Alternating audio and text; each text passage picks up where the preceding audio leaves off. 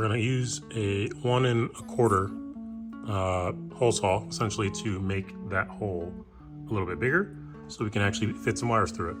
We may need to make it a little bit bigger than that, but we'll see. And then I'll end up needing to get some type of plug essentially to kind of prevent, you know, the environment from coming inside.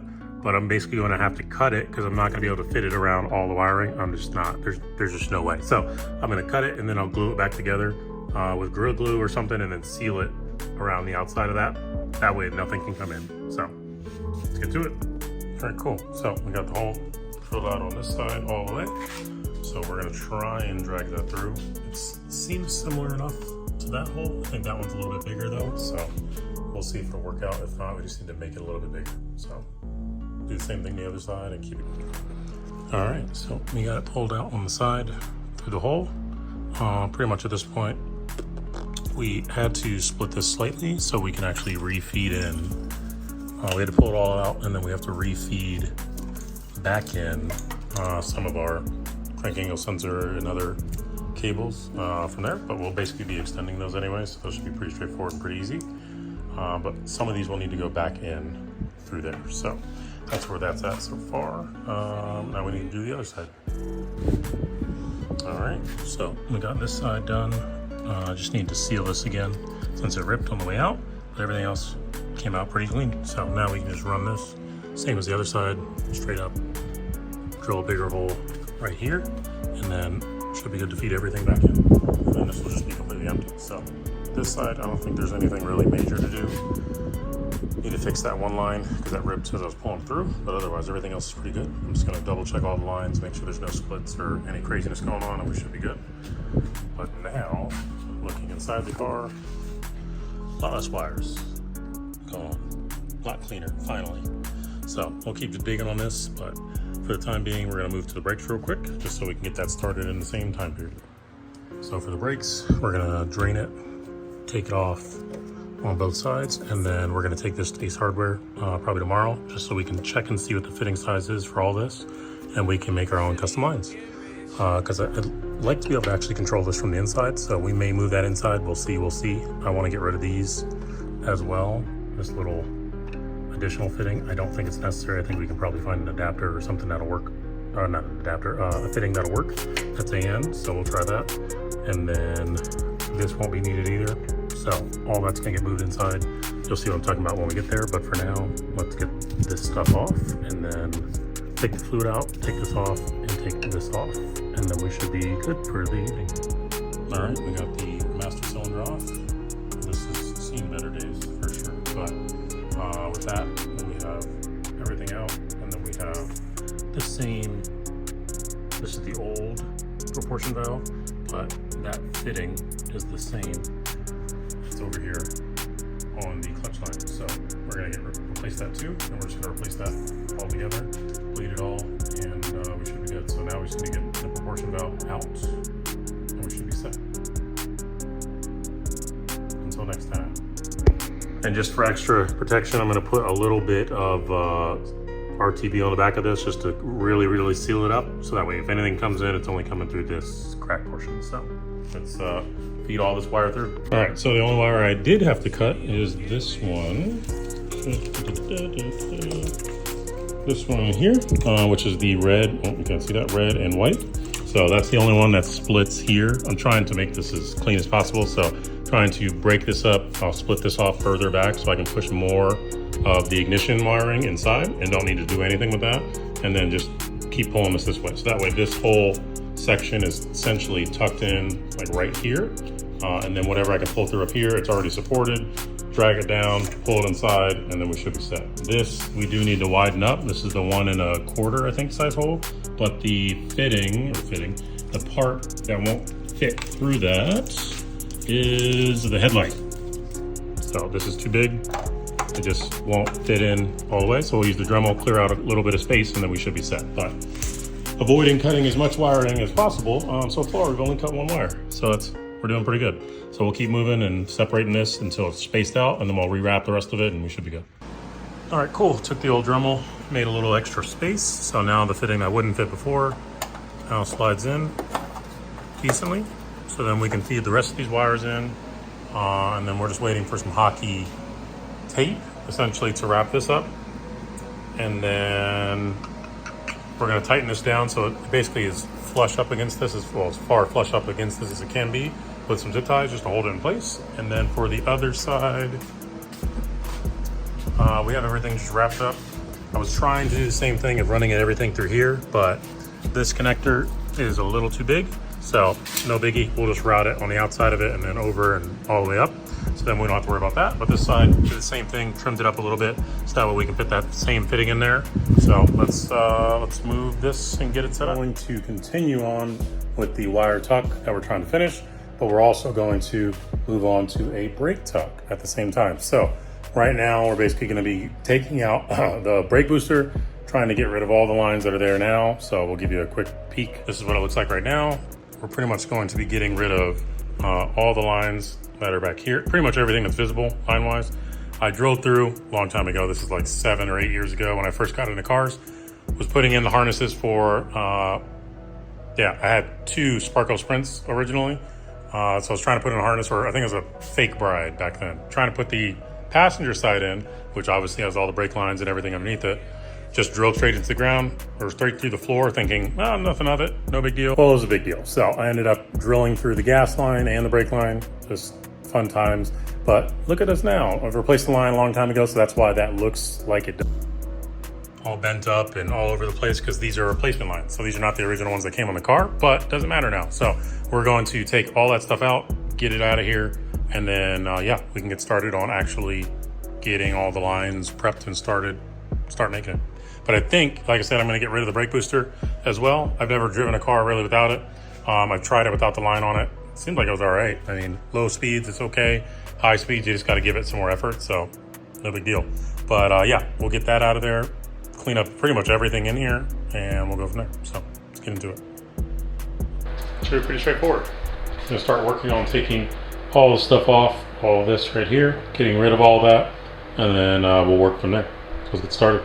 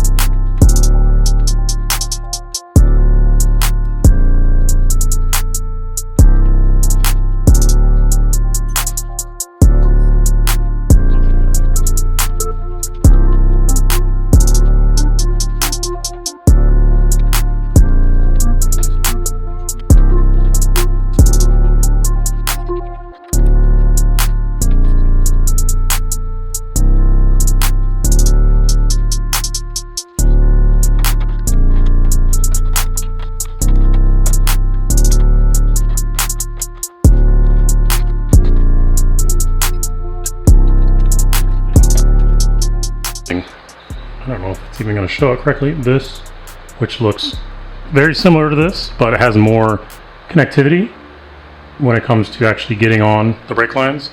Just make sure you're actually going lefty-loosey, not righty-tighty. Can't tell you how many times I've messed up doing that.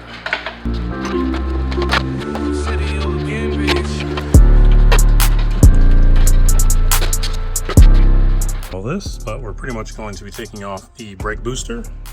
So getting rid of this big boy. So we can put a flat piece there, but the pieces we need to remove are right underneath the gearbox module. And there's one right there. There's another one on this side. Find all this wiring. Maybe you can see a little bit. And then there's 2 underneath. So once you get those undone, then you should be able to take it all the way out. And then there's a bolt, I think, right underneath where the brake pedal is to connect it. So as long as you get those, then you should be good. Okay, got the 4 bolts in the back off. So we're just gonna go ahead and pull this out. I think it's still attached to the actual brake. So let me get that real quick. It should just be a pin.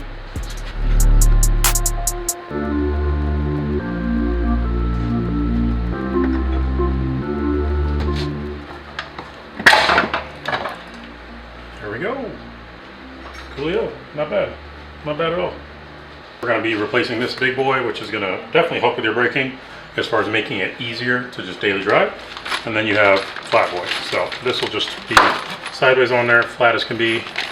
Instead of having this, yeah, it'll be a manual line, which will be pretty cool. So we'll see if we can't get everything situated, and then yeah, go from there. All right, so we're back out here in the garage. Originally, I was going to take this brake booster off and just completely get rid of it, and then go to manual brakes. But I'm noticing because I bought a manual kit prior, which I'm pretty sure I put away. Yeah, I did. But it only had one of these and then one outlet. So the concern with that is that you're pretty much, if you lock up one part of the brakes, you're locking up all of them, which I'm not really interested in doing. So I would rather it be separated from front to rear and vice versa. So this is a 1 inch Wilwood brake master right now. I saw another one that was very similar, but also had the arm to connect your brakes. So I may end up picking that up, and then we'll see if that works, because just looking at the brake booster, man, it just doesn't, it's not super clean. So we'll see. I'll probably end up getting the other one, put it on here. The good news is that the connection points are about the same. So worst case, I make the lines now. The other one should also have very similar line output. So we'll see if that works out. But at least for now, we'll start it, get it set up, get it going. We're basically going to run the lines underneath. I don't know if you can see it because this is in the way. There we go. So we're gonna run it to these black dots, drill some holes, and then go inside and get our bulkhead set up. So we have a bunch of fittings and pieces and whatnot to make our life a lot easier. But we'll get into that as we go through all of them. But all this is, yeah, just a mixed bag. Pretty much what we're doing is we're putting a brake line. Let me use the one I already went through. So we're basically gonna be using brake line pushed out to 37 degrees instead of the typical, I think it's 45. So 37 for AN lines. This will go on top of that first, and then this will go on after. Sorry, this will go on first, that'll go on after. And then that way, when you push it up, this will be stuck on there because of the flare that's on the end, and then this should be good to go. So let me give you an example real quick. And if you ever need to cut your brake lines or any like line itself, you can use this. It is fantastic, does everything I need to do. I've had this for years and it works great. Cuts it straight, no issues, no concerns. But enough of that. So pretty much you are going to have this part sitting, because this is the back side. We're doing it from the other side. I'm gonna put this on first, and we'll have this facing downward towards the whoosh. So like so. I'm gonna slide down so it can't go anywhere because of the fitting itself that's on the end, or the flare that's on the end, and then we will put this on top of that. There we go. So we have that on there, and then it'll basically snug and hold itself into place by pushing itself down and going inside. So there we go. Now, in order to get the lengths that I need, I pretty much am going to use a piece of string, stretch it out over until the spot that I'm trying to enter in. We're putting the bulkhead in, or where the end line, the line ends, either or. And then I'm basically going to make the measurement of that about the same. From there, we'll basically need to bend it, because this obviously was a straight shot. So we'll probably add a little bit more room into it, and then go over there and use it. Set it up on our professional tool. Once we're done with that, then we can bend it, which is right here with our bender. This doesn't go super, super aggressive, but it does do enough to where I'm looking for, so we should be okay. And then if you've never used one of these before, essentially, let's pull this out. This is the whole professional press mechanism, which basically just presses everything in. So you will grab your 3/16 inch line, lift up this, don't slide anywhere, we'll see it here. Place it down inside. You want this to be flush to the back, and then we're gonna put that lid back on, hang on. Okay, and now that we have that in there, we'll go ahead and put the top piece on, lock that into place so it can't go anywhere. And then we'll tighten this a little bit, not crazy amount yet, just to kind of keep it snug. And then we're gonna start with OP0. That's basically going to center and push this far back and flush it up to where it needs to be. So we'll just push that in. We'll go in all the way. Now it's flush and ready to be pressed. So we're gonna, since we're using 3/16 inch line, we're gonna use the first one. Go ahead and get it all lined up. We'll tighten this down first, almost forgot. That way nothing can go anywhere. And then we'll go ahead and press it in.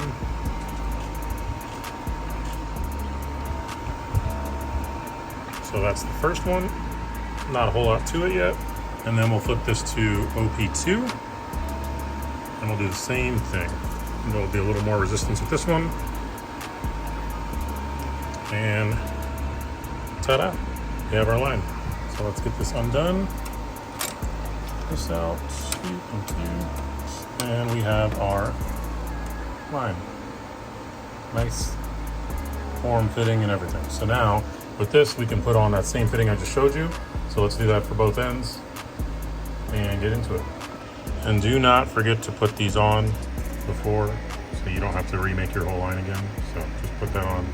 Sorry, see, I'm already messed up. Put this on first and then put that on, and then you'll be set. And just like that, we have a hard line ready to go for some brakes.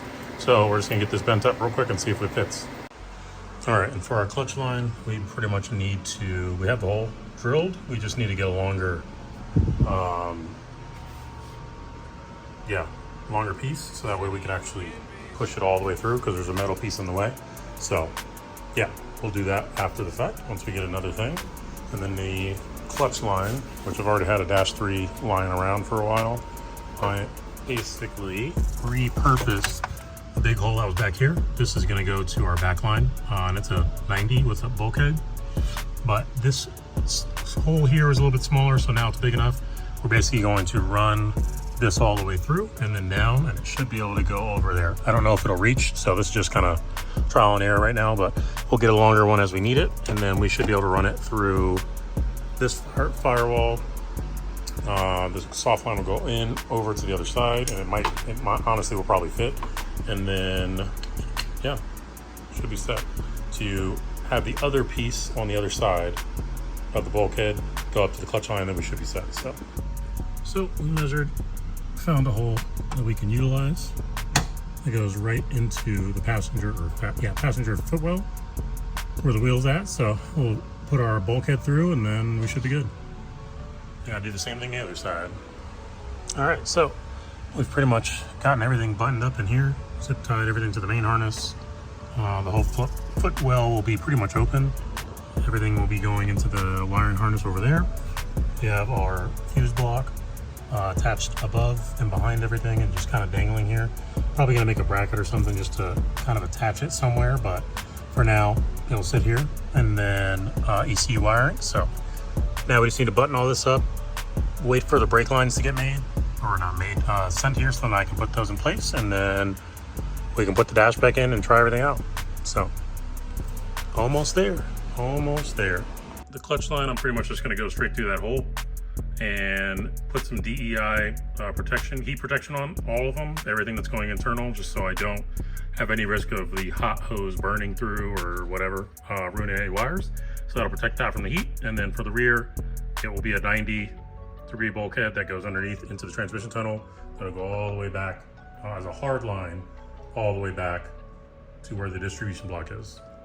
So for the brake tuck, we pretty much drilled holes through this driver side floor and then passenger side floor.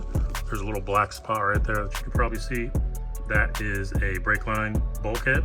So that's a -3 AN bulkhead fitting. That pretty much drill a hole through, goes all the way inside, and then come down here underneath. When we get the flash, you can see we have our bulkhead fitting on the other side. That has come all the way through. So this is the -3, which will connect up to the brake caliper itself. So we have that on both sides, drilled and ready to go. So that way you won't see any of it. It'll pretty much go from here, from the master, inside, turn into a T fitting that splits and goes to the both fronts. And then there's one that is set for the rear and the clutch line. All right, so we're gonna get back to the holes that I drilled earlier that I gotta seal up. So I pretty much just used some high temp tape. That is good for welding around, not on, but around. So that way I can seal up the holes that I wanna use and then get rid of the ones I don't. So got all that blocked off, so we should be good to weld that shut now. We're gonna use the MIG welder for that one. All right, cool. So we're gonna try and block everything off because this is fuel stuff. I don't wanna really mess anything else up. And then we have the inside kind of protected a little bit with something else to cover it, just in case any sparks come through. So let's try and weld it shut.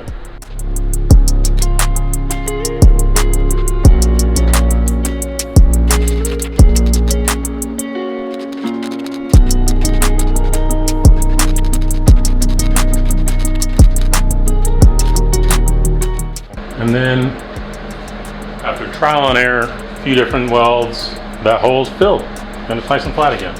So we're doing good. That's sealed. I did that side as well. Let me just show you that real quick. Our holes are resealed. Not the greatest, not the worst, but the holes are no longer there, and that is the important thing. So done that for that side. Also did the same for this side. This side looks better than that side does, but all the holes are sealed, so we're good there. I was thinking about doing the ones up top, but we can always come back and do that before paint in the future. So for now, that tape really worked really well.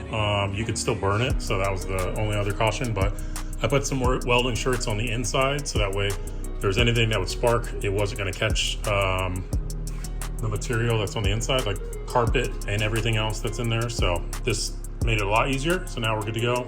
We can put everything back the way it was. And then, yeah, we should be good to have the brakes inside the car and start working on that fully. And we have both sides fully welded back up. So we're looking good. Now we have a sealed firewall through and through. That's gonna be it for this one, man. Like, comment, subscribe. I will catch you guys in the next one. Peace.